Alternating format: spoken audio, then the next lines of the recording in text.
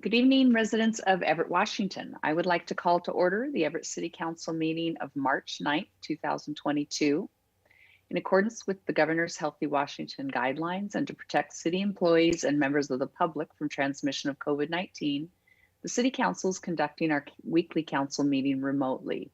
We are prepared to reopen the council chambers to public meetings when public health considerations indicate it is safe to do so. And indeed, we intend to reopen public meetings on Wednesday, April 6th, barring any changes to public health considerations. In the meantime, there are several ways in which you can engage with the council and participate in our meeting. To watch or participate in the remote meeting, you can watch council meetings live on Comcast Channel 21 or Frontier Channel 29. You may watch live online at www.everettwa.gov/citycouncil, where you may also watch past meetings. You may also call in to listen to the live meeting at any point by dialing 425-616-3920. Conference ID is 724-887-726#. You may find the public comment registration form on the City of Everett website under the City Council Department. Once you select register here to provide comment via Zoom, you'll need to fill out the form completely if you wish to provide a public comment at a future meeting. After the form is submitted, you'll receive an email confirmation with the Zoom link and the phone number to the meeting. Participants must submit this form at least 30 minutes prior to the meeting. Forms submitted after that time will not receive the Zoom link and number to speak, but may still participate the day of the meeting by submitting comments in writing to council@everettwa.gov. For assistance, please contact the council office at 425-257-8703 or email Deb Williams at dwilliams@everettwa.gov. And please note that we do not allow comments on any kind of campaigning, whether for or against ballot measures or candidates running for office. We also do not accept comments focused on personal matters that are unrelated to city business.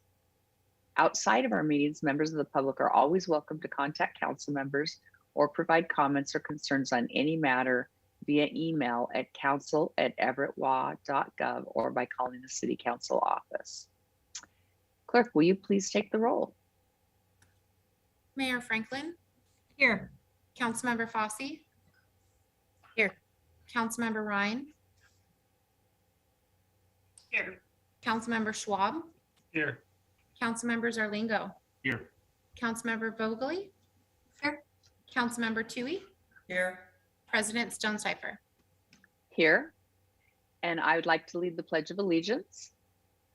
I pledge allegiance to the flag of the United States of America and to the republic for which it stands, one nation, under God, indivisible, with liberty and justice for all.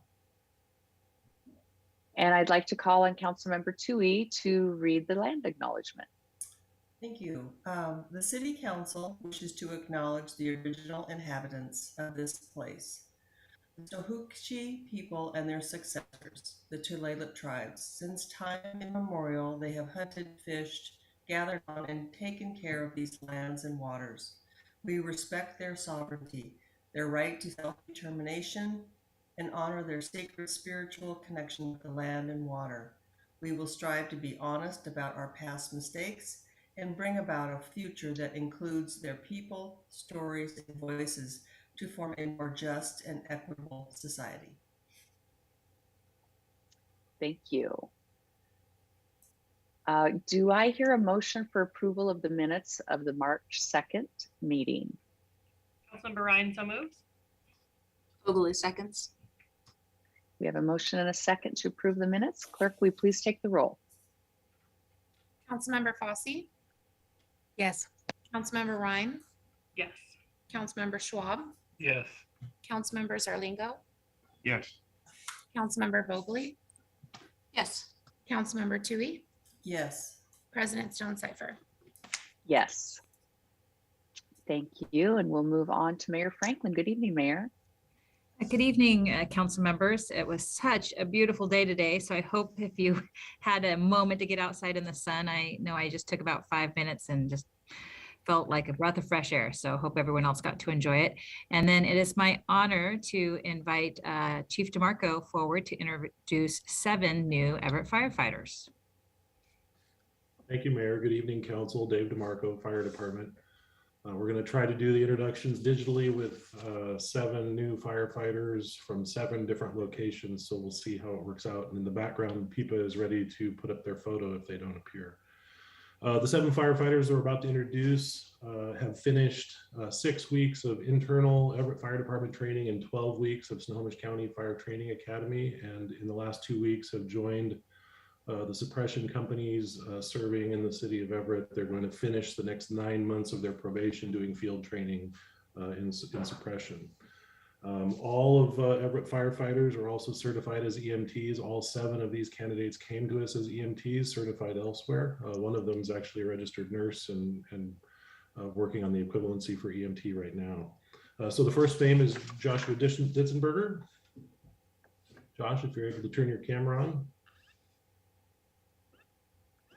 Good evening. Hi, everybody. Josh grew up in Woodinville and moved to Snohomish in 2009. He now lives in Lake Stevens with his wife and 2 children, 6-year-old daughter and an almost 2-year-old son. Josh attended Central Washington University and has a bachelor's degree in safety and health management. Josh's first job out of college was in Corpus Christi, Texas, working with the fabrication of new offshore oil and gas platforms. In 2015, he moved to the Seattle area and worked as a construction site safety manager. His most notable project was the Rainier Square building in Seattle, which is now the 2nd tallest building. While not working, he enjoys exercise and spending as much time as he can on the lake with his family and good friends. Josh, welcome to the Everett Fire Department. Thank you, everybody. Thank you, Chief. All right, Josh, you can turn your camera off. Next name is Michael Dunmeyer. Hello. There he is. Perfect. Mike is originally from and currently lives in Seattle with his girlfriend and his best friend. Together, they enjoy running, mountaineering, and snowboarding. They're expecting to add a pet to their family soon and enjoy having weekly family dinners at their home with friends and family. Mike is fortunate to have his parents and 3 sisters all in the area. He's excited to begin his fire service career at Everett. He spent the last 8 years working as an RN and ER tech at the emergency room at Swedish Edmunds, receiving most of his education at Shoreline Community College. We're excited to have Mike. Mike, welcome to the Everett Fire Department. Thank you.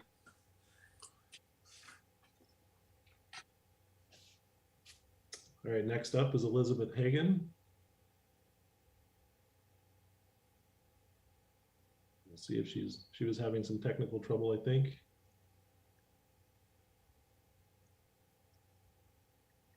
All right, we're gonna go with the photo. Liz grew up in Palau and Milpitas, California, and now lives in Snohomish with her husband. They've been married for 5 years and have 3 sons, ages 14, 4, and 3, and they have 2 dogs. Liz spent 8 years in the United States Air Force and continues to serve in the National Guard in Portland, Oregon. She volunteered as a firefighter at Sky Valley Fire, which is Gold Bar, and worked part-time for the Marysville Fire District before joining the Everett Fire Department.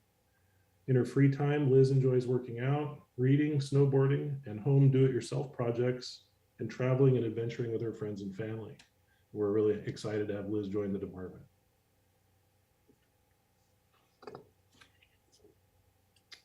Next is Andrew Monroe. Hello, everybody. Good evening. There he is. Excellent. Andy is from Everett and graduated from Everett High School in 2008. He currently lives in Bellingham with his partner. Andy has a twin brother and a younger sister, and of course, a family Labrador Retriever. Andy graduated from Western Washington University with a bachelor's degree in Spanish and communications. He has 7 years of experience with the U.S. Forest Service fighting wildland fires and has been a ski patrol and EMT at Stevens Pass for the last 5 years. His hobbies include skiing, mountain biking, and fishing, and we're very happy to have Andy join the organization. He's always smiling. Thank you, Welcome to the everybody. Fire Thanks, Department. Steve. All right, next up is Julia Sargeant. Good evening. There she is. Julia is originally from Michigan and moved to Washington 7 years ago. She currently lives at Snoqualmie Pass with her husband and 4 children and 4 dogs. Julia previously worked in the staffing industry and tech startups. She has 7 years of experience as an alpine ski patroller at Summit at Snoqualmie and volunteered with the Snoqualmie Fire Department for 1.5 years. Julia has a bachelor's of science in marketing and in her spare time enjoys trail running, skiing, cooking, and remodeling. Julia, welcome to the Everett Fire Department. Thank you, Chief. Thank you, everyone. Next up is Ava Schweiger. Did she make it? Hi, Chief. Can you hear me? Yep, there you are. Welcome. Sorry about that. I finally was able to get on. That's okay. Happens to all of us. Ava grew up on Camino Island and currently lives in Arlington. Prior to coming to the Everett Fire Department, she worked part-time for 2 years with the Tulalip Bay Fire Department and Camino Island Fire and Rescue.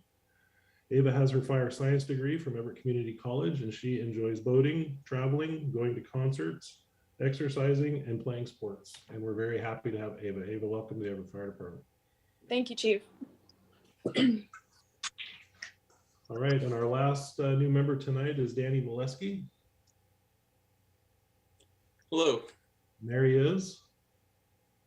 And part of his family, I think. You want to hold up the baby? All right. Danny was born and raised in Helena, Montana, and currently lives in Marysville with his wife and 4-month-old son and their 2 puppies. Danny earned a Bachelor of Science from Creighton University in Omaha, Nebraska. His previous work includes working as a lab tech in Helena, in Omaha, and most recently working as a grossing technician at a pathology lab in Bellevue.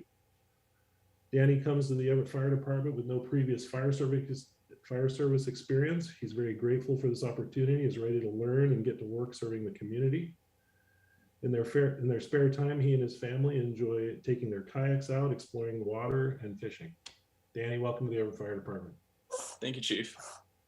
And with that, those are the 7 new firefighters that started serving on the streets of Everett in the last few weeks. And thank you very much for your time, Mayor.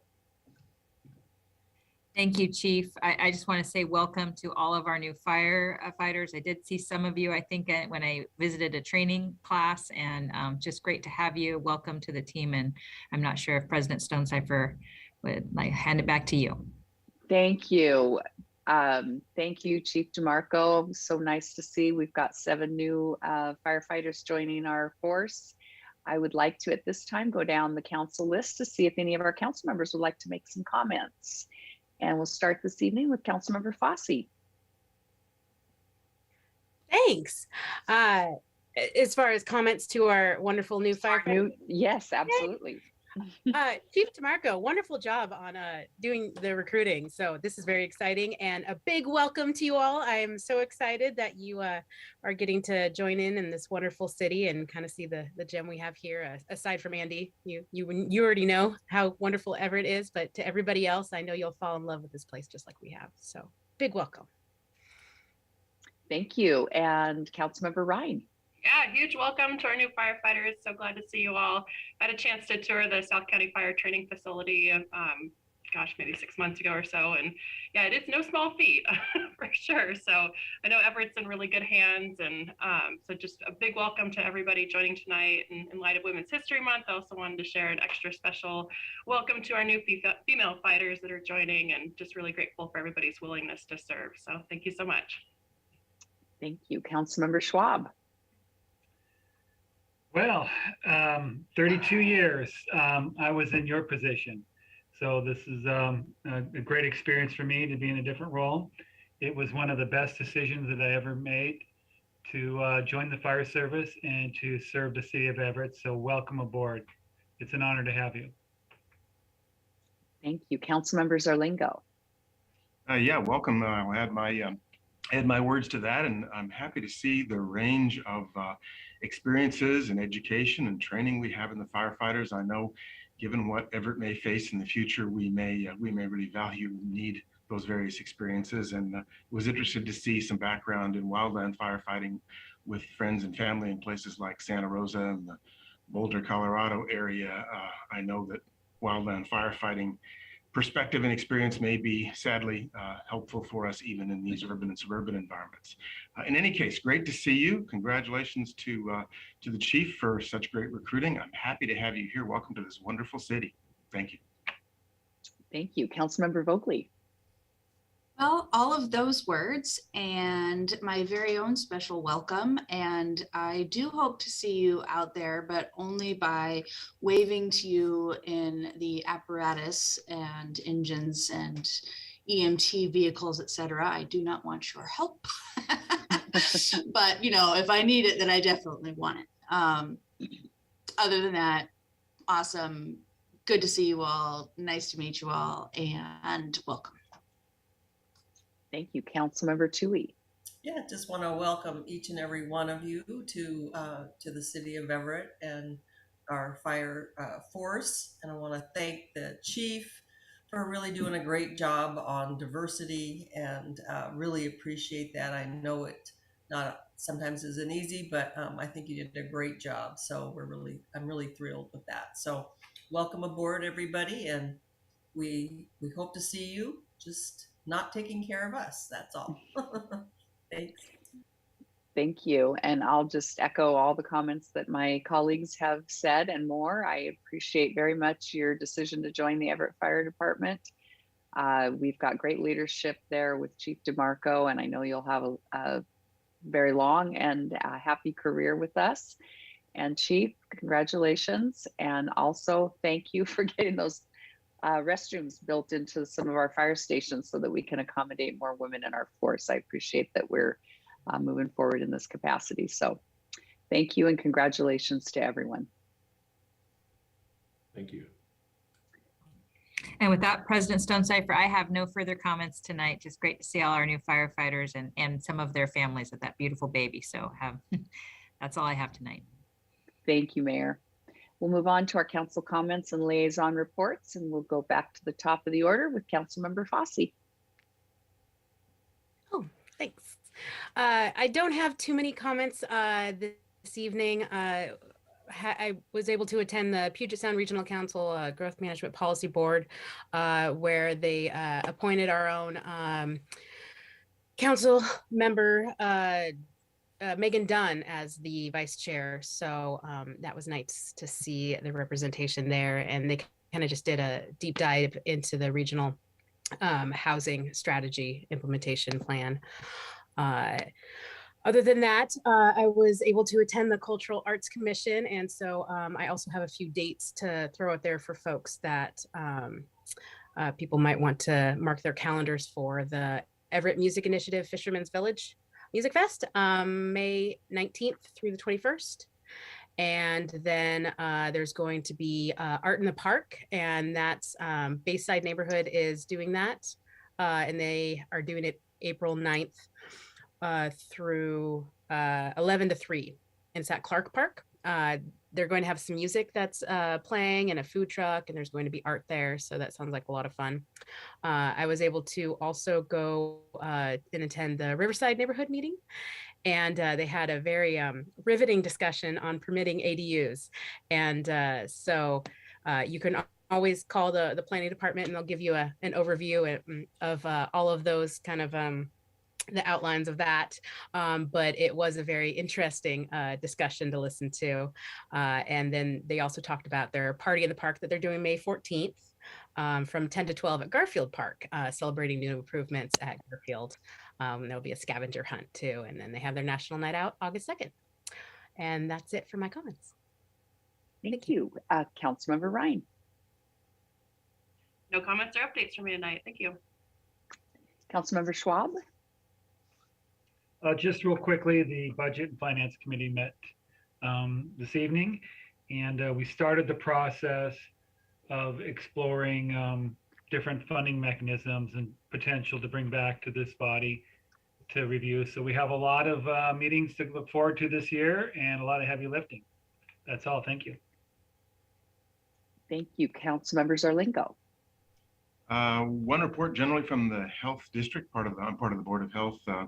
to wrap up the imported measles case that people may have heard about recently. There have been no secondary infections so far, so good news on all scores that way. The target date for closure of this incident is March the 12th, just a couple of days, 3 days away. So that should be the last possibility for any new cases to appear. So I think that the measures taken, governed in part by the health district and their policy, really do seem to have worked in that case. No new news is good news.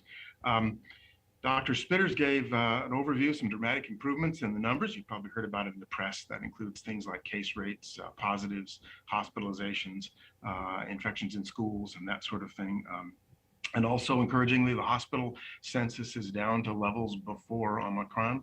So really good news that way, especially because the focus of the health district is essentially or principally at this stage on maintaining the health system so that we can deal with whatever else comes.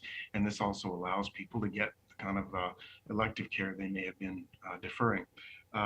You may have heard about changes in policies. Most of that's been in the news, and I won't review that here. And then for the health district, the board discussed telecommuting policies. An interesting thing to hear about, some specifics of, just approved by the board, some well thought out policies, but neat to see how they offer flexibility, some potentially reduced traffic impact and reduced vehicle miles. And that's kind of hopefully a model that we'll see all over the place in the years to come, maybe reduce some of the traffic congestion we've had. Lastly, the committee's moving forward, or as a committee moving forward with plans for a first round of interviews for a health officer to replace Dr. Spitters. I think he's leaving in the summer, and so there'll be a couple of rounds of interviews there, and that's a really important position. We're realizing in times like this just how important it is. And that's it for me. Thank you. Thank you. Excuse me, Councilmember Vogely. Good evening, everyone. I had a really lengthy discussion with a constituent from the southwest corner of Everett at the boundaries of Snohomish and Snohomish County and Everett, 99 and Airport. So that's just a reminder to any of you out there that you're welcome to call council and or email about anything you want, really. And I encourage that. TAC wasn't this past week, but I will reference TAC, that's the Transportation Advisory Committee, and the Westmont Holly Neighborhood Association, and they are quite interested in getting the red light camera agenda item on the agenda, and I think it's coming up eventually soonish, but I'm just putting that out there because they're quite interested. I was able to tour Recovery Cafe on Grand Avenue this afternoon, and it's really exciting. The last time I was in there was when they were under construction a while ago, and they've been open. So the Recovery Cafe is, like the name says, a place for people to go to get coffee, soup, salad, and camaraderie with other recovering folks. And one question that I have for administration, or really anybody that knows, because I've forgotten, and it was brought up at a meeting, is where do you go on the website to figure out what is being built in whatever location? Specifically, it was asked of me, what's being built on 99 and Everett Mall Way next to that, like Olivia Parkway. So that's a question, and I hope somebody could just answer me quickly. But that's all I have. Thank you. Oh, Councilmember Zarlingo seems to know. Thank you. Yes, Councilmember Zarlingo. Coming into that zone, and I get them confused, were a Sonic and a Chick-fil-A. And I can't remember which one is going. One of them is going near the South Precinct, and one of them is going at that intersection of Evergreen Way and Everett Mall Way near Olivia Parkway. So I think that's what that is. Thank you. Thank you. Councilmember Tui. Yeah, I don't have much to report other than I did attend the budget committee meeting this afternoon, and yes, I agree with council member. We do have a lot of work ahead of us, so we'll be bringing more of that back. And I agree with Councilmember Vogely that I've had several people asking where the red light camera was when it was going to be coming back. So I'm hoping that comes back soon. We've been waiting quite a while for that. So I don't know if we can get an update from admin or just where it's at, but it seems to me that it should be about ready to come back to us at this point. I can respond to that. It's tentatively scheduled for the March 30th council meeting. And we are getting the record has been, I believe, provided to new council members so that they can see all the work that had been done previous to their arrival on council, but it is tentatively slated for March 30th. Great, thank you so much. Appreciate that. For me, I don't have too many comments. I will echo Councilmember Schwab and Councilmember Tui's comments. We had a Budget and Finance Committee meeting today. We have established the first Wednesday of the month as our regular meeting time. That will be at 5 p.m. In light of the work that we have looked at in terms of the work plan for thinking about the opportunities and the options and alternatives for any kind of levy lid lift, we are looking probably at duplicate or doubling up our meetings in April and May and maybe beyond. It depends how things go. The ballot measure, if we choose to put one on the November ballot this year, would need to be prepared by June so that we can have our first, second, third readings and get it to Snohomish County in time to meet that deadline for getting it on the ballot. And so there is a lot of work to be done. Much of it has been done. I know Susie Hagan, the finance director, has in the past developed a model that we can use. I know we used it in the past to kind of look at some scenarios, but we'll be modeling out different scenarios and how they will affect our budget, as well as how they're going to affect the average taxpayer. And we'll be bringing that information forward. I would encourage the council members who are not on the budget committee, on the budget and finance committee, to either attend, because we will be in person starting in April, or watch the meetings as they unfold, because it would be nice to keep up on what's going on. We are very cognizant of the fact that we want to bring a lot of this information to the council committee as a whole, so that everyone is really getting the information as we go along. But I'm sure there will be some nuances to those budget meetings that might be helpful for you to tune in on. And if there's anything in particular that we believe should come to the council as a whole, we are certainly planning that.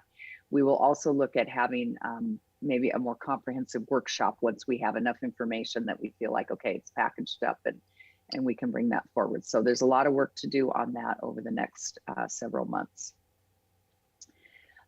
Second, I just wanted to give a reminder that the City Council will not be meeting next week on Wednesday, March 16th. We are taking a hiatus from that meeting. We have several council members that are going to the National League of Cities meeting, so we will be back the following week. With that, do we have an update from administration tonight? Council President Stonecipher, I will work with staff to determine what we can, what information we have available in terms of what's being built to Councilmember Vogely's question, and specifically at that location. So you'll hear back from us on that. I made a note, and with that, no other administrative update. Thank you. We'll move on to city attorney comments. Mr. Hall, what do you have for us this evening? Thank you. We are requesting a 10-minute executive session to discuss a legal matter pursuant to RCW 4230-110-1I with council action to follow. Other than that, I don't have anything to report. Thank you. Deb Williams, have we received any comments from the community for public comment tonight? Good evening, President Stonecipher. We have no public comment, nobody waiting to speak, and we've received no written comment. Thank you. Thank you. We are going to move on to our consent agenda. Do I hear a motion to approve the 3 consent items? Council Vogely moves the consent items. Councilmember Zarlingo seconds. We have an motion and a second for the consent agenda. Clerk, will you please take the roll? Councilmember Fossey, Yes. Councilmember Ryan, Yes. Councilmember Schwab, Yes. Councilmember Zarlingo, Yes. Councilmember Vogely, Yes. Councilmember Tui, Yes. President Stone Cipher. Yes. We'll move to the proposed action items. I'm going to read items 4 and 5 because they are on for first and second reading this evening. Item 4 is Council Bill 2203-07, first and second reading. Adopt an ordinance amending ordinance number 3804-21 entitled Fire Station Number 2 and Fire Station Number 6 additions and alterations. Fund 342, Program 029, to increase construction funds a total of $95,000 for the project. The third and final reading will be on March 23rd. Item 5 is Council Bill 2203-08, first and second reading. Adopt an ordinance relating to water transmission lines, amending ordinance number 1237-86 as amended. And the third and final reading for this item will also be on March 23rd. Do we have any questions or comments on any of the proposed action items? If so, unmute yourself and make yourself known. Hearing none, we will move on to our action items. I would like to announce, I think everyone got notice in advance of the meeting. Item 6 has been pulled. We'll come back at a future meeting. We'll move on to item 7, Council Bill 2202-05, third and final reading. Adopt an ordinance creating a special improvement project entitled Citywide Bicycle Wayfinding, Fund 303, Program 126. Do I hear a motion? Councilmember Vogely moves city bicycle wayfinding. Councilmember Ryan seconds. We have a motion and a second. Let's see if we have any questions or comments. Starting with Councilmember Fossey. No questions or comments. Thank you. Thank you. Councilmember Ryan. Yeah, question for Ryan Sass. If you could provide clarification on the number of wayfinding signs, I think that'd be great. I think the public would love to hear that. Thank you. Ryan Sass with Public Works. This wayfinding project will create a wayfinding signage and pavement markings for 6 segments of bicycle routes throughout the city. And I think the total number of signs is in the order of 148, 150, something like that. Great. Thank you. Other than that, no further questions or comments. Thanks.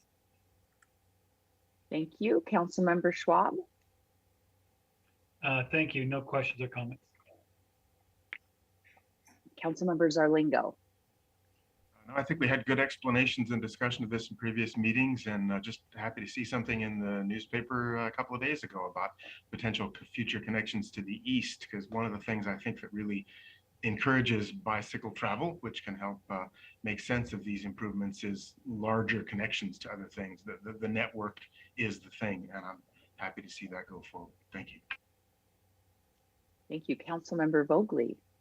Yeah, I definitely want to mention what Councilmember Zarlingo just did, connection. It's quite important. And that was also a piece of the discussion at the Westmont Hall. It was get us to the north and get the north to the south. So I think this will be somewhat helpful and more to come. Thank you. Thank you. Councilmember Tui. I have no questions or comments. Thank you. I have no questions or comments. Clerk, will you please take the roll? Councilmember Fossey, Yes. Councilmember Ryan, Yes.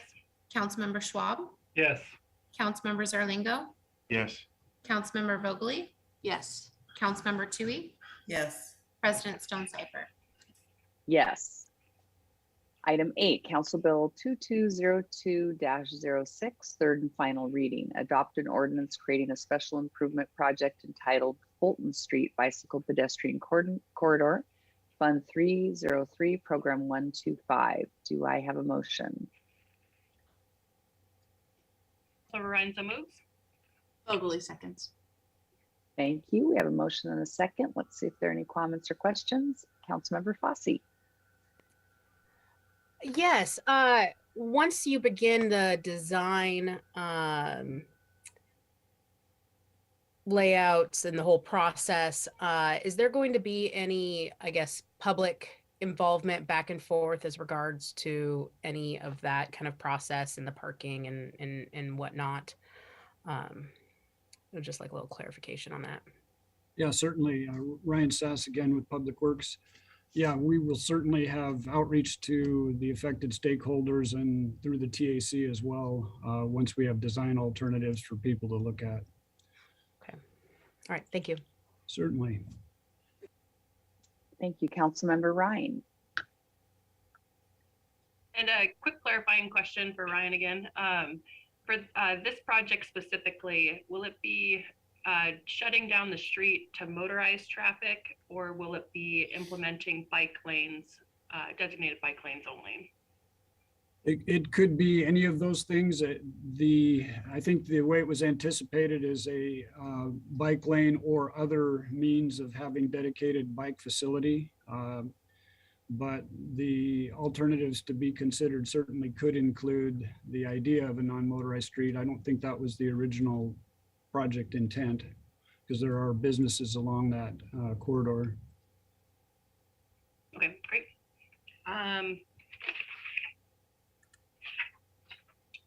And that's my question. Thank you. Thank you, Councilmember Schwab. No questions or comments. Thank you. Councilmember Zarlingo. Nothing more from me, thanks. Councilmember Vogely. I just wanted to mention that I did see a few of the possibilities of the plans, but they're all, gosh, all of the words are escaping me. The TAC has been very well informed, and I know from them that the community will also be very well informed. And as to Ryan Sass's comment that there are businesses, yeah, definitely including the PUD. So there's going to be a lot of people involved, and the community will be as well. Thank you. Councilmember Toohey. I have no questions or comments. And I have no questions or comments. And clerk, will you please take the roll? Councilmember Fosse, Yes. Councilmember Ryan, Yes. Councilmember Schwab, Yes. Councilmember Zarlingo, Yes. Councilmember Vogely, Yes. Councilmember Toohey, Yes. President Stonecipher. Yes. Move to our council briefing agenda. These come before the City Council serving as a council committee of the whole and are likely to be scheduled at a future meeting. Item 9 is adopt the resolution establishing the City Council rules of procedure for the conduct of council and repealing resolution number 7719. We are briefing this tonight. We will take action on this on March 23rd. I'll just make a few comments and explain a little bit about, I think, the process that we could go through in an effort to kind of avoid talking about things over which we have broad agreement. I think it might make sense if we went down the roll and had council members talk to the portions of the revised procedures document to which they would like to make comments and have concerns or considerations, or you can tell me we love this part or not. And then we will go through and have everyone throw their comments out, and then we'll go back and I will keep track of which items need to have a discussion, and we will discuss those then individually just to get some sense of do we have consensus over which way to move on certain areas. There will also be an opportunity as you're going through the roll to bring up the items that did not get discussed or edited in the version that we're looking at, and something that we could bring forward at the future meeting when we're looking at making the actual changes. So first, I'm gonna, like I said, go through the roll. We're gonna have plenty of time to go through the roll if there are more comments that need to be made. But at this point, if you can go down your laundry list, lay out everything on the table that you want to discuss or have questions or concerns about, and then we'll come back again and have another round of going through those. We start this evening with Councilmember Fosse. So am I clear that we just received this yesterday, the updated version with the edits? Okay. That I don't feel like that's enough significant time for me to lay out all of the changes Sure. and everything that I would really love to deep dive into it. I would definitely prefer to have a little bit more time to make that list for you. I have a little bit of concerns when it comes to specifically the public comment portion of this, and I am not entirely sold on the concept that this is like those types of elaborate detail should necessarily be housed in this particular document, or if it should be referred to elsewhere, since that is an often kind of changing element piece. I also feel like it's not reflective of a more current encounters and experiences that we had that maybe should be involving a little bit more conversation on how we address those issues. So I think that definitely needs a little bit more deep dive personally on my end. But like I said, I'm just going to need a little bit more time to be able to completely go through it. Can you explain a little bit about the process? Because I did see the edited document and I wasn't quite sure who the people were that were editing it. The process happened. So after our retreat, then the administration went back and based on the comments that we discussed at the retreat, made edits to the extent that they understood what we were talking about. So certainly those are open for our interpretation. Again, we didn't talk about every inch of it, so there may be things that went undiscussed at the retreat.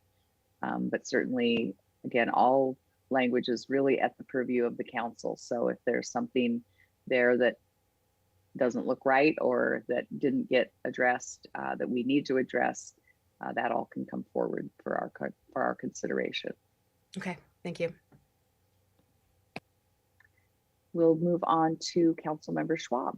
Oh, I'm sorry. Next is Councilmember Ryan. Thank you. Let's see. So the first couple pages is about the council committee liaison structure. I'm not sure if it would be housed under this section or not, but under council as a whole key functions, it mentions communicate and respond to the requests of city residents, businesses, and visitors. And so I just wanted to bang my drum again about establishing procedures for responding to constituent comments and roles and responsibilities of council members, and just to make sure that it's clear for the public of who can and should be responding to them. Under assignments, I'm not quite sure.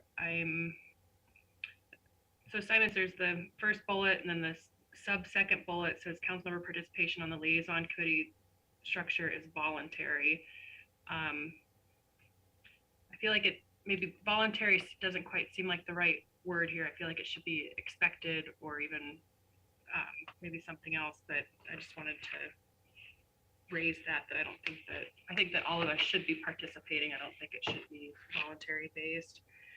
Let's see, under the resolution, draft resolution document for under section 3 under meetings, I saw that the public comment section was still listed down lower under K. So I thought that was, we had at the retreat had talked about moving that up to earlier in the meeting so that the mayor and council members could respond to public comment if they wanted to during their regular reports and liaison comments. So my suggestion would be to move public comment up to right after approval of the minutes.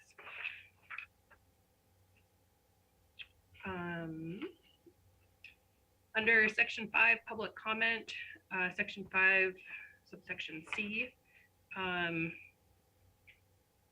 It came up at the retreat, and I know we didn't want to get too into the weeds about it, about the public potentially commenting more than once at a council meeting. So I wanted to just kind of give a little flag for that again. If we did want to open it up for public to, they could have 3 minutes for 2 different items, or they just get 3 minutes overall at a meeting and they have to squeeze everything into those 3 minutes. I just wanted to put a little pin on it, one of my favorite office terms. Under, let's see, section, public comment, section J, first bullet. These bullets could be lettered too, that'd be helpful.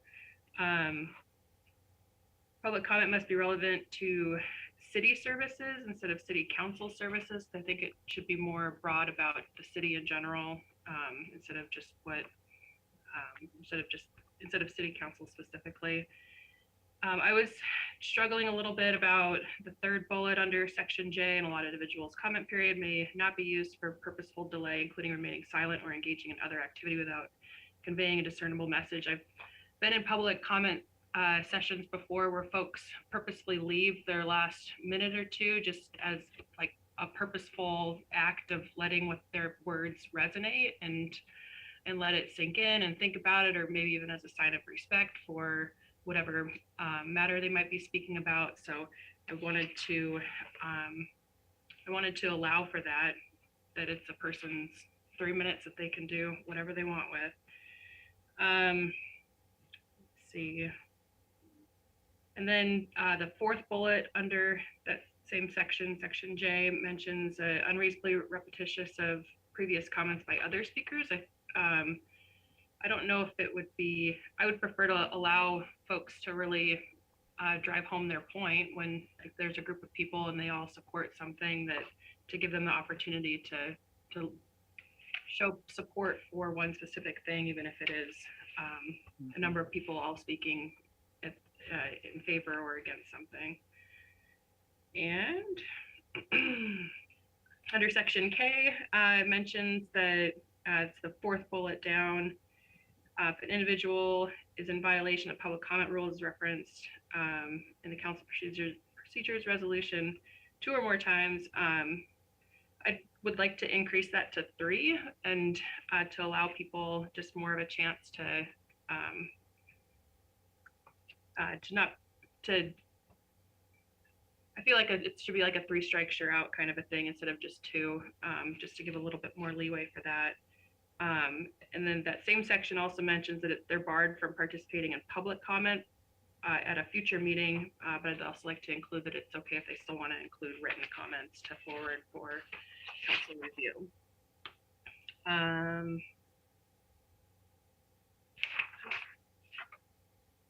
I think, yeah, I might have some more comments on the rest of the section, but I didn't quite get to the last 3 or 4 sections. So I will be happy to review that and provide all my comments for next time. Thank you. Thank you. We'll go to Councilmember Schwab. Yes, hello. Okay, I guess I'll go through a little bit of a laundry list. I'll try to skip some of the areas that some of the other council members brought up. Under section 3, I'm not sure about the language, but is there a chance to put some more language in there that there's some flexibility as far as the agenda order? I'm going to try to skip just for time's sake. On section 5J, I'm not sure if we're restricting public comments specifically to agenda items is a good idea. I think that might have been brought up. Sorry if I'm repeating myself. And obviously the last bullet point there and mine is probably needs to be removed out of J, has something about staff in my copy. I was wondering, just a suggestion under in section 8, even though it says accords with section 3.2, but just as a guiding document, do we want to put the selection process for the president of the council in here? Because we do have the vice president, or, you know, instead of going to having 2 different documents in front of us.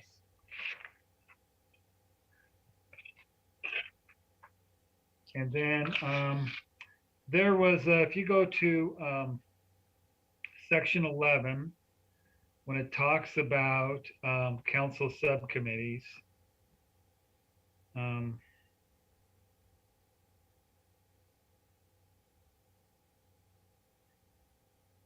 not sure about the language that includes participation with the mayor and the council president.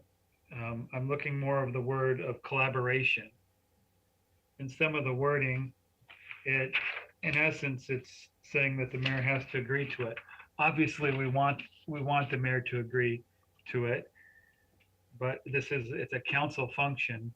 So instead of approval or concurrence, perhaps the word collaboration could be used. And that also comes up in council, in this council review. Let's see, what do you call this document? Liaison structure.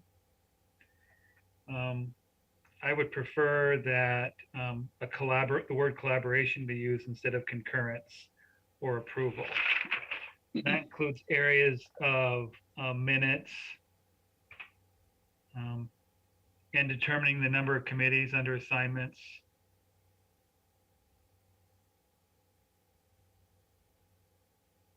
So just more of a collaborative word versus, because the wording structure here makes it look like you have to get approval from the mayor or the department head. And then I too don't think that a liaison structure is, as a council member, I hope the word voluntary, I mean, I appreciate the flexibility, but I hope whatever the council president gives me, I will follow, right? So I do agree with that word. That should be considered. And then one more. I understand the thought process here. This is under the liaison structure. Under the second highlight says committee council liaison structure goals for ad hoc committee. There's a couple of lines, refrain from. I mean, are we putting refrain from any direction or management over departmental work and operations, giving policy directions to staff in the role as a committee member? I don't think we need to put that in words. I hope that isn't the intent of any of our council members, certainly not mine. So I'm not sure if we need to write that in there myself. So that's it for now. Thank you. Thank you. We go next to Councilmember Zarlingo. Thank you. We'll try not to repeat things that others have brought up. I'm happy to see the effects of all the effort that's gone into this and the attention paid to public comment. The real care shown there, I hope, encourages people to get involved. And a couple of things I have relate to that. And part of that is to help the public navigate this if they come to our meetings infrequently and don't know how it all works. I think many of the things that have been done in the past have been effective that way. One thing in page 4, section 8 on council's comments, we might add including liaison reports and any related discussions. That way people who come who are interested in a particular issue that relates to one of the liaisons and their subject area, they'd know where to get that. Page 4 also, section K, under public comment, and it relates to also point D in section 5 on page 5 about whether comments should be, where comments are given, whether they're in a general public comment area or on when a specific agenda item is brought up. And I guess my preference there would be that that where possible, we allow the public to comment when they can or when they prefer, because they might need to, they might have limited time to attend the meeting, and so it would be nice if they could enter their comment or have their comment made when they're there. If they have to leave, we've had that happen at least once. But also give them the choice, maybe at the presiding officer's discretion, to hold that comment until the agenda item was taken up, because it might feel more timely to them and they might be more interested in being part of that discussion. So that sort of relates those two different sections, and perhaps we can join that.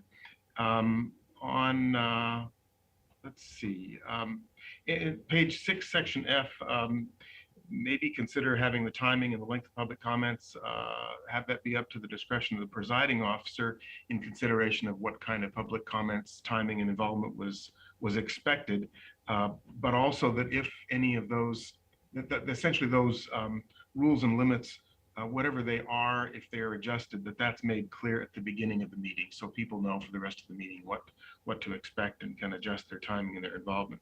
And then lastly, there are infrequent occasions when there will be a large amount of public comment, and we may want to include a provision to extend public comment to an additional or different date and time to accommodate that extensive public comment. And again, just if we expect that, perhaps say at the beginning, have the presiding officer note that if this goes on past maybe a certain time, and that will allow people to know to allocate their time, typically on an evening, if it goes past a certain time, that we'll assign another day for this and pick this back up.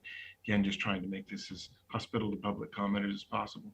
But again, I'd like to thank the folks involved in this and putting it together. This was a lot of material, and I appreciate the encouragement of public involvement. Thank you, Councilmember Volesky. I think that we're going over a laundry list of bullet things, so I'm not going to get into detail, but but I would love to get into detail. The Everett Council Committee Liaison structure, I think we should just not talk about that right now, because we didn't really talk about it at our retreat, unless I'm not remembering a whole section, which is possible. So there's that, and I do have a lot of opinions on that piece of paper. But in our rules and procedures, there's definitely, I wanted to mention this one piece, any action taken in disregard or nonconformity with these rules shall be construed as an implicit waiver thereof. I think Councilmember Schwab said something to the effect of, we can change it, right? And I think that sentence kind of says it all. It can be changed whenever, whether we do it or not. All of these rules they're just suggestions according to that. And I think the agenda, let's see, so section 3, agenda needs to be discussed. Public comment needs to be discussed at length. Section 7, miscellaneous, there's a few things. I take issue, no, I don't take issue. I think that there needs to be a distinction, or at least a something that makes it happen consistent, a consistency in how we name. There's council presiding officer, council president, and mayor pro tem. And those are all the same, but they are not stated as the same. And this is the first time I've really been hearing council presiding officer. Maybe that's in there because the president might not be there. So there's that. And we need to make certain that council president / mayor pro tem is always recognized, because that's kind of an important piece of the puzzle in city leadership. And section 9, well, really section 8, I think Schwab brought up, having, when it says there's section 3.2 of the charter or whatever, having a little brief what it says and not just go here, because it's not really a link. Council initiated legislation. And yeah, the subcommittees, I just dinged on something. And a lot of the collaboration words, this is council procedures, not the council and mayor procedures. We're all elected officials, but council is the legislative body, mayor is the get it done body, and sorry, there's a better term. So there's a lot of language having to do with that. That's all for now.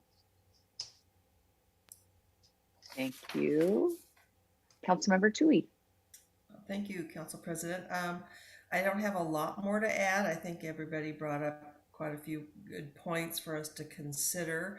I just wanted to make sure that it was listed under section 3 that there was room for changes in the agenda order. I know we've done that before to accommodate large briefings or when we know that there's an action item that's coming forward where there's a lot of people going to speak at it, and we moved it to the very top of the order. So as long as the president can have the flexibility there, I think that's really important. Section 5, number C, in the past, we did not limit the, if someone requested more time, we did not limit that to someone who was representing a group or organization. It was just someone who had enough in their presentation that they really wanted extra time. So I'm not sure that I would agree with that. Sometimes they did represent a group, but a lot of times they were just representing themselves. So I think that I would probably want to take that out. And then the comment about people speaking on something that has already been spoken about, I think that I would prefer not to do that, not to limit those people, because I think that they may be discussing a lot of the same points, but they also have a very different viewpoint, or whatever's going to happen will affect them differently. So I would like to see that we don't limit them. And I mean, how are we going to know in the middle of their talk that they're saying the same thing somebody else said? So I think that's kind of a moot point for us to have in here.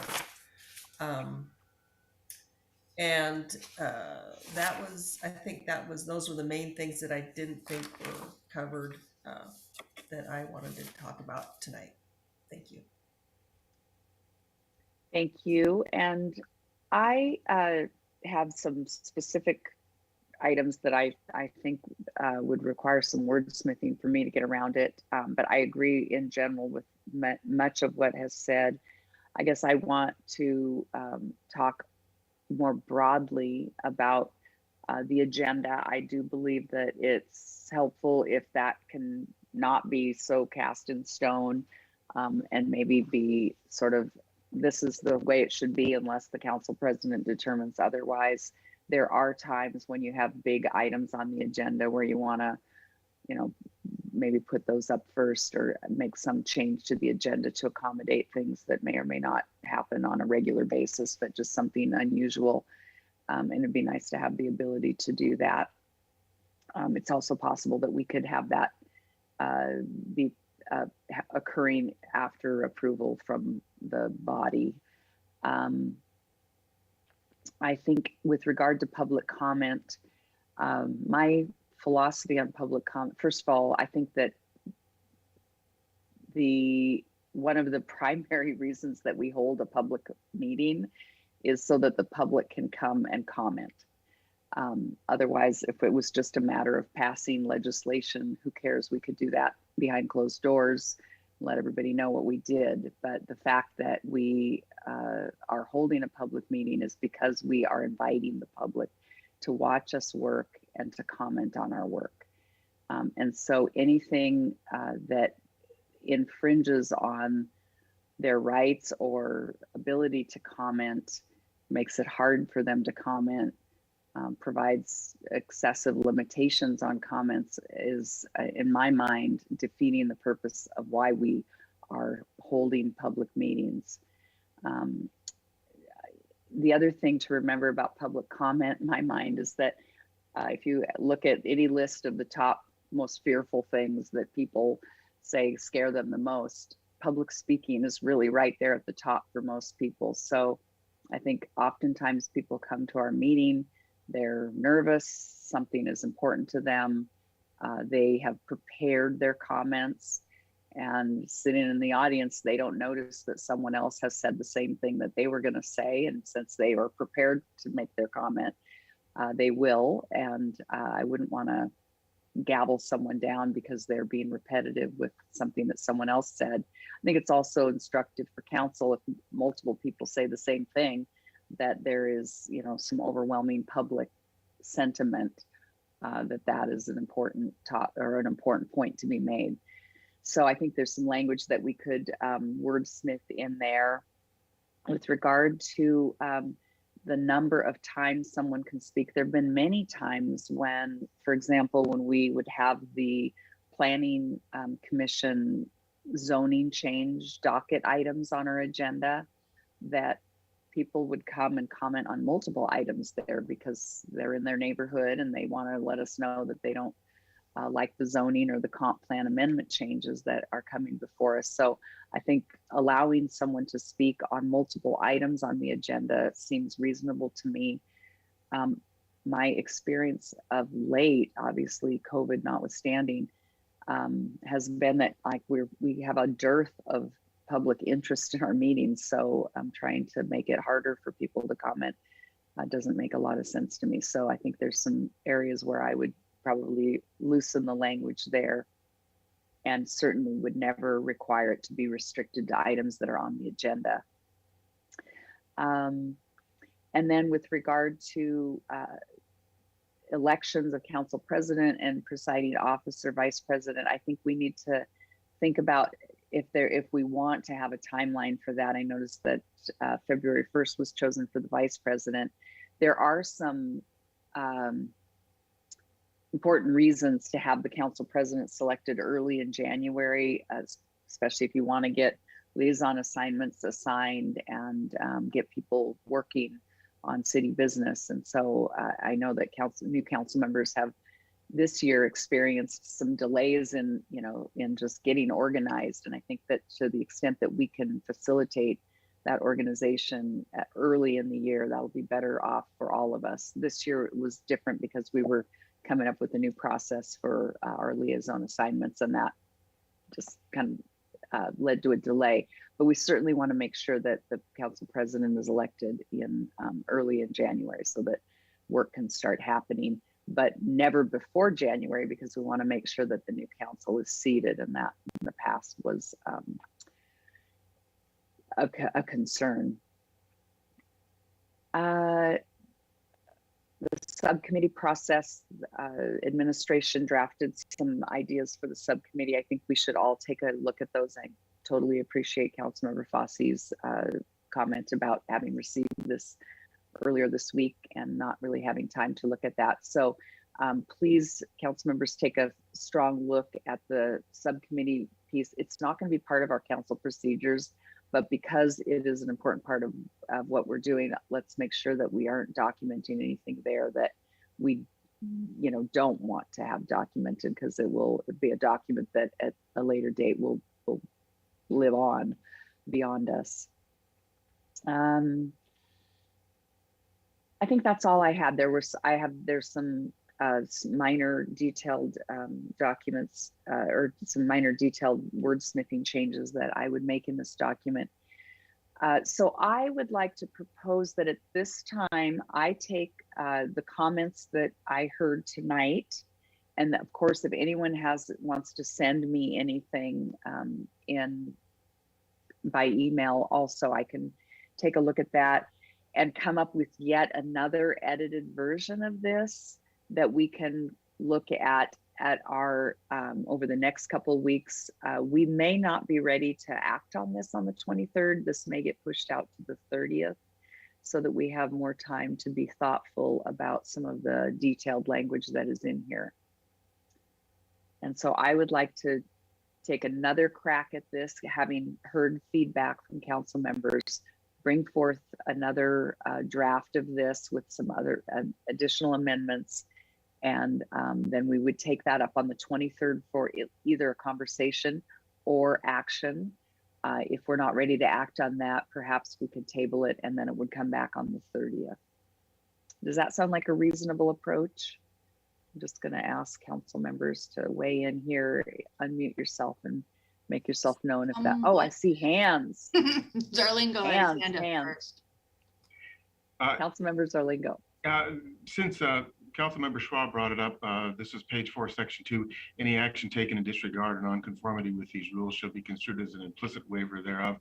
I mean, I can see that going several ways, but I think I see sense in us having the kind of rule like that we expect to conform with the rules, that we have freedom to not conform with them, but that we maybe ought to, I think it's nice to have them as an expectation, as kind of guardrails. And along with that freedom, perhaps then it imposes a responsibility on us to raise, it gives us something where we can raise a point of order if we think something isn't being done correctly. That gives us the flexibility both to be flexible if we need to, or to ask our fellow council members to comply with our rules by raising a point of order if we feel like we need to stay effective. And I raise that now just because I think I'd like to see that we can, if reasonable, that we can then have that in the next revision. Thank you. And I think I'm going to call on David Hall because I'm assuming that you have a comment based on Councilmember Zarlingo's comment.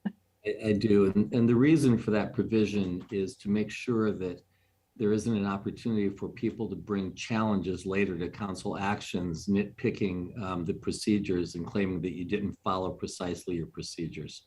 And I think that's important. Thank you. Councilmember Vogley. And to that point, technicalities are a great tool of the patriarchy and capitalism. So just putting that out there. Not what I was going to say. I would love to tell you more about the things that I want to see in public comment. I didn't really get into it. So may I? Please. Yes, absolutely. Go ahead. Essentially, so we had the issue a few weeks ago. I wasn't there, but we did get a reference to a California case where people were being ridiculous during public comment multiple times, and California, LA City Council, I think, had to pay an exorbitant amount of money in legal fees. And all of these, most of these, not all of them, most of these restrictions on public comment seem to go right in line with why LA had to pay out large sums of money. And so I think that there are just way too many words, period, way too many restrictions on public comment. And I don't like to be defamed. I don't like to have, crappy things said about me, but it's part of the job. I think that it's absolutely not okay to threaten assault. That is a crime, and that should definitely be considered as a restriction towards, for comments towards council. Also, let's see, what is the word? Shall be courteous in their language and deportment. I need to look up deportment, but I imagine it's some kind of hoity-toity word. And there's a lot to be said for people that are angry and people that want change and people that want to tell us that. And while I also I've learned a lot, and I am in that situation where I know how to be professional and speak with courtesy and get my voice heard. Not everyone has had that training, and nor does everyone have that mentality.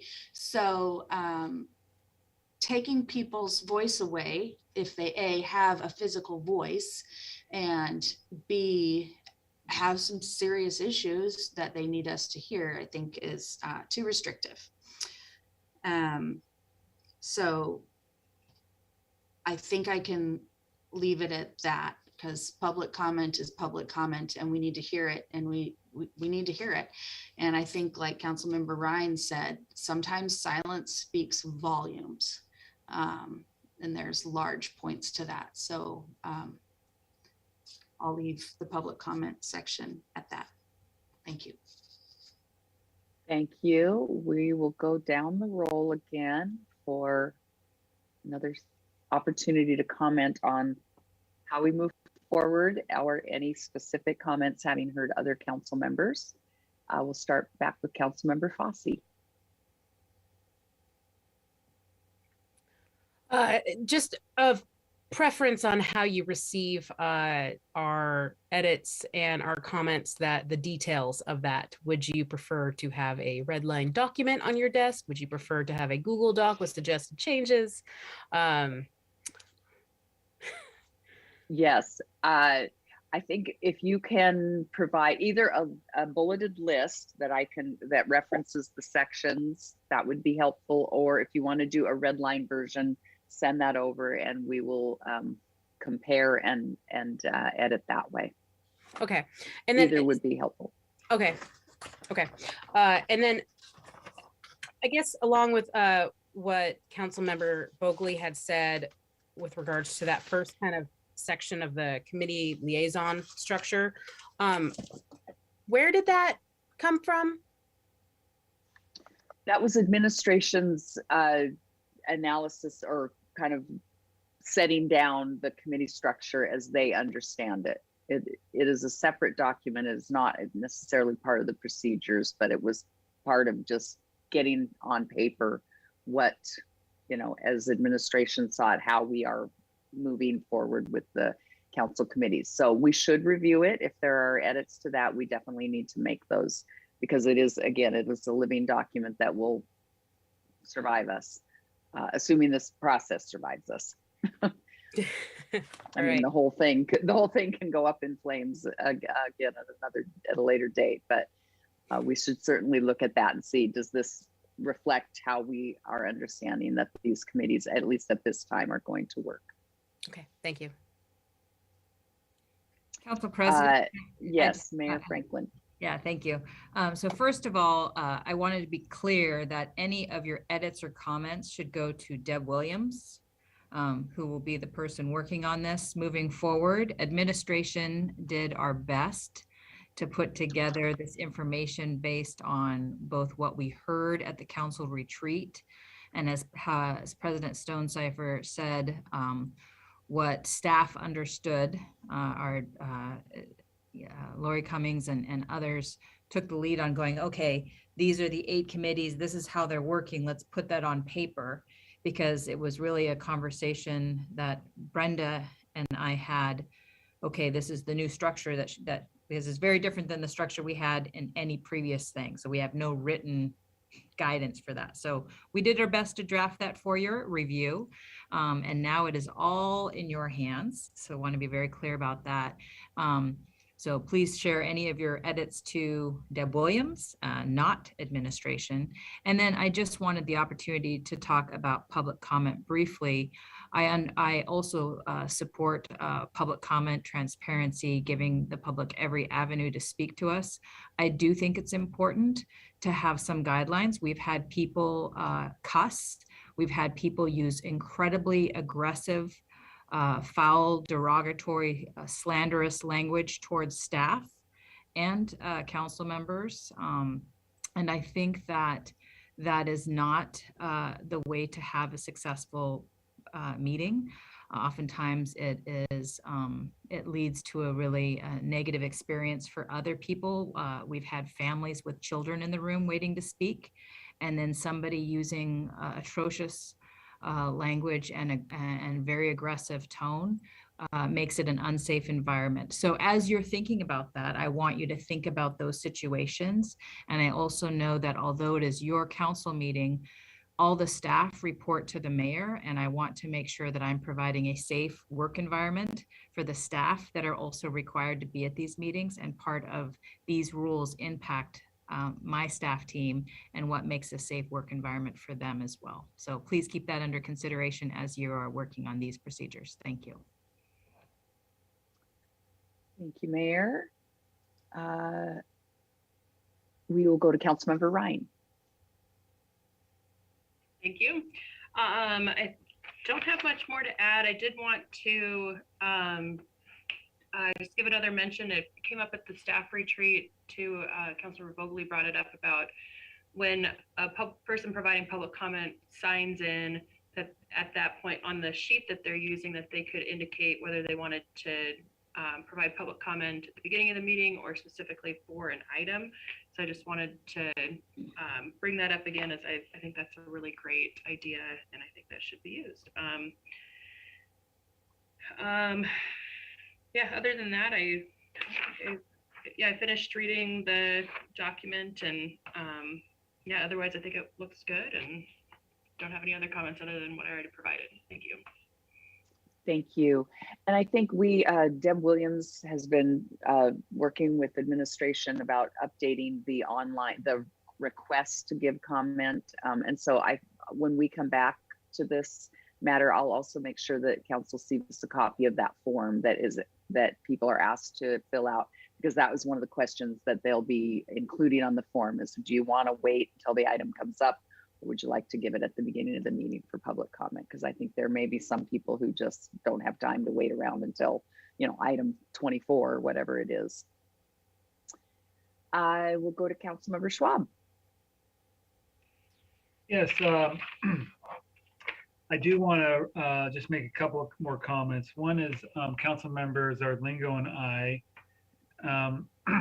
did submit some more comments about the committee structure and some various guidelines to the council president and to the mayor's staff.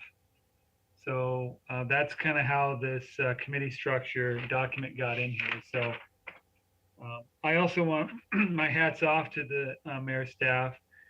It's very difficult.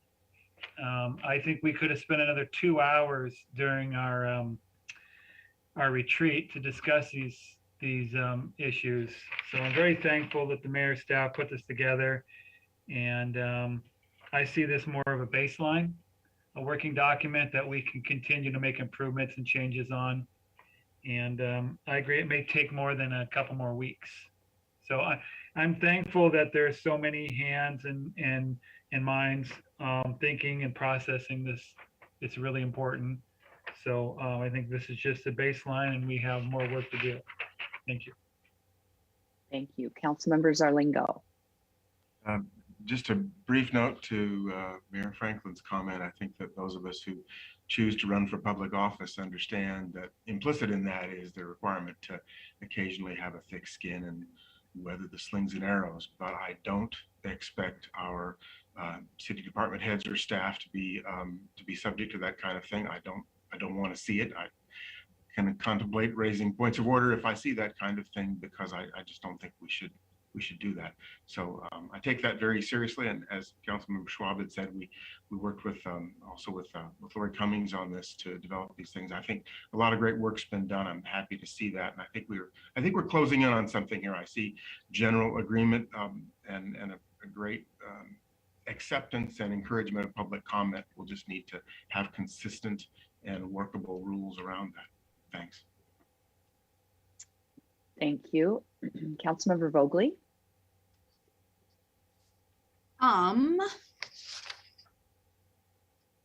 Yes, I do hear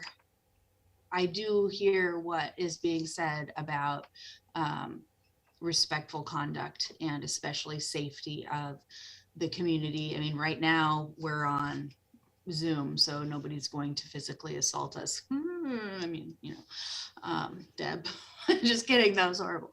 I'm in the office. Let's see. So I get it, I hear it, I see it. And I have been in meetings where it has gotten a little bit nervous, anxiety producing.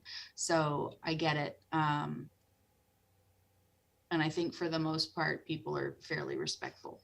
So there should be ways to calm that situation down for sure. I think that's all I'm going to say for now. Yeah. Thank you. We'll move to Councilmember Toohey. I don't have anything else at this time. Thanks. Thank you. And I don't really have anything else. I'll just say drafting a document with 7 people plus administration is not easy.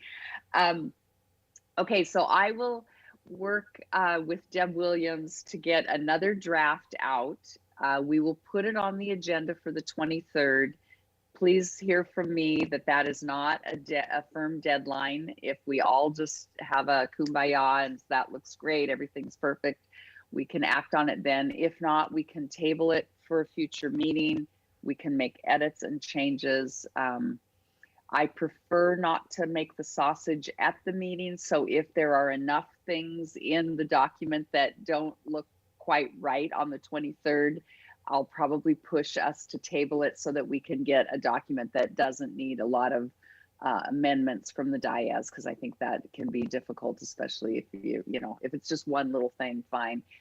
Multiple amendments can get a little bit dicey, and then people don't really know exactly what they're acting on. So again, it's an iterative process.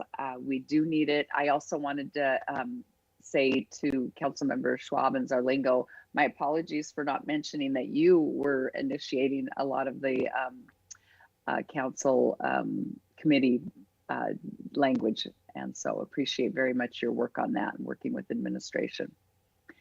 So more to come on this. And anyone who has comments or questions, please send those. Again, send them to Deb. I'll be working with her on another edited draft for the 23rd. We've got a little time, so we'll take this up again at that time. That brings us to the end of our agenda. We do have a executive session for approximately 10 minutes with an announcement anticipated. And so we will move now into our executive session and resume in 10 minutes here at this meeting.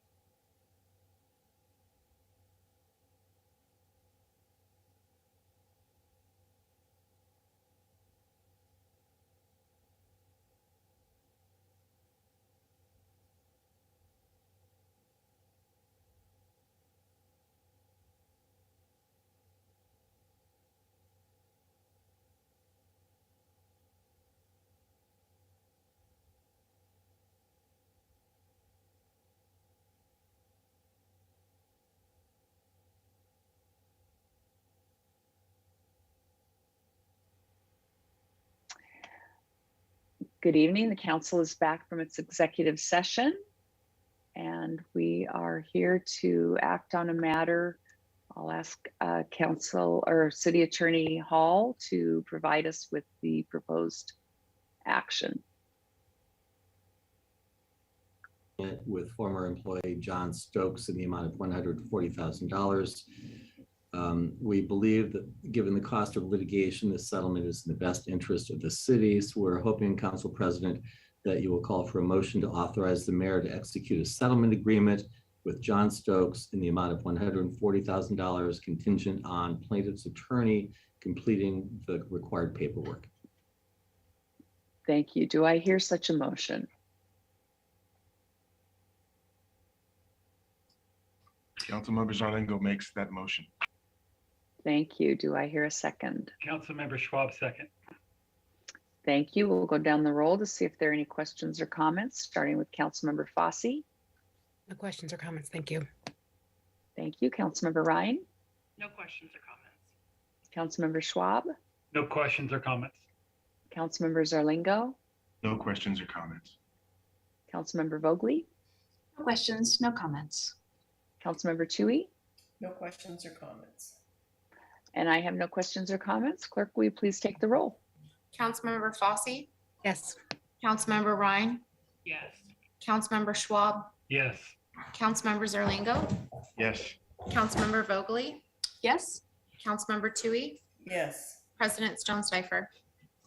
Yes. That brings us to the end of our agenda. As noted at the start of the meeting and provided on the screen, you may contact the City Council, the numbers shown on the screen, to provide any kind of written comment or to sign up to comment at a future meeting. You can reach Deb Williams in the council office, who will help you with any preparation for that public comment at 425-257-8703 or by email at dwilliams@everettwa.gov. With no further business and no executive session, we are now adjourned.